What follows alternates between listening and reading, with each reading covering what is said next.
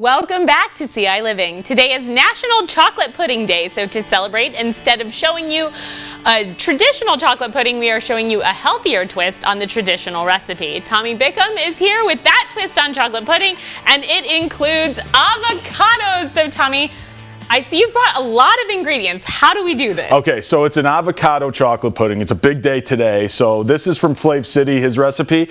It takes avocados, of course. Everyone's like, what, avocados? Look at all this other delicious stuff. So I'll go through the recipe, and it's not just avocados mushed up like baby food. Right, of course not. But it's delicious. I mean, avocados probably are what give it the creaminess, because I don't see any milk or any of the traditional creamy, less healthy items. So yeah. Yes, that's the best thing about this recipe. No dairy at all, and it's all no refined sugar either. So it's really delicious stuff, and even I like it. So that's a big deal. It takes me a lot to eat my vegetables, so this is a big deal. So are you ready to make it? I'm going to need a lot of help though to do this TV style. Let's do it. So first you start with 2 avocados, and you just throw them right into your blender. Squish them into the blender. Squishing them in, and while I'm doing this, can you get? We have unsweetened cocoa over there. Unsweetened cocoa. How much unsweetened cocoa? So while I put you want half a cup of unsweetened cocoa. So the big guy over there. There you go. Yeah, oh yeah, it's very light. What denominations these are. So there you go. You get half a cup if you could fit that in there. Like a level scoop? Yeah, level scoop. Scoop. These are nice and ripe where I didn't have to spoon them out, but I'm covered in avocado right now. But that's the fun of this. Have your family do it with you. Have the kids get all dirty. Yeah. You want to put that in there? Yes, let's do it. All right, so there we go. So now we have our cocoa and our avocados ready to go. And next, I'm going to need a lot of help. It actually smells good already. I think the cocoa.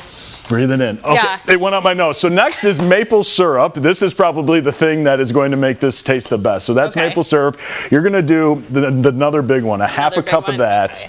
And then, nice. That went everywhere. Good. Okay. The more maple syrup, the better is how I look at this. And the messier, the better, right? Yes. So about a half a cup, and then a little more, like Jaclyn said, maybe a couple more of that. Okay. And now the next thing is tea. You can either use coffee or tea. For this one, we're using peppermint tea. So it gives it a little peppermint, a little taste there. So that smells lovely. So we do actually a fourth a cup. So whatever, that's so I should that probably one. Measure. Yeah, I guess we got to measure. I was going to say, when I cook, I think that this is one of the reasons that my stuff doesn't always come out exactly as it should, because I'm not excellent always at following a recipe. I'll just be like, all of this, great.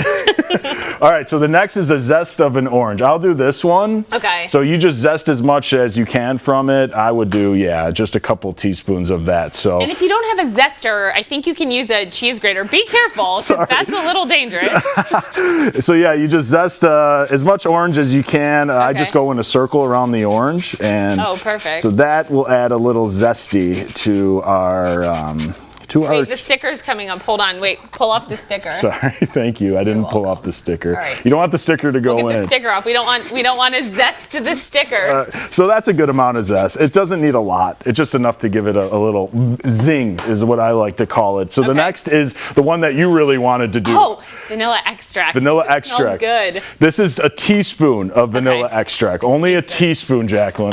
So he says that because I sometimes, if I'm not just focused on cooking and doing nothing else, if I'm like on the phone or watching something, only a teaspoon. I will mix up teaspoon and tablespoon. So teaspoon. Oh wait, I could have helped you. This one, right? There you go. Teaspoon? So we're just gonna put a teaspoon, not this giant tablespoon. All right. Teaspoon? Although I feel like you can never have too much vanilla extract. I don't know, maybe you can. Jaclyn, follow the recipe. Okay. You remember? All right, and now is the orange juice, which is a fourth of a cup. So you bring that fourth of a cup back. Back into the mix. Boom. Fresh orange juice or whatever you could get is the best, is the fresh. And one last thing, one fourth of a teaspoon of salt, just a little guy.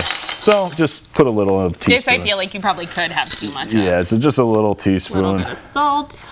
Is the salt that gives it. That's fine. That'll work. There's a giant crystal in there. And boom, that's it. That is all. That is the everything. You put it on, and by the magic of TV, you blend it. You blend it, and boom.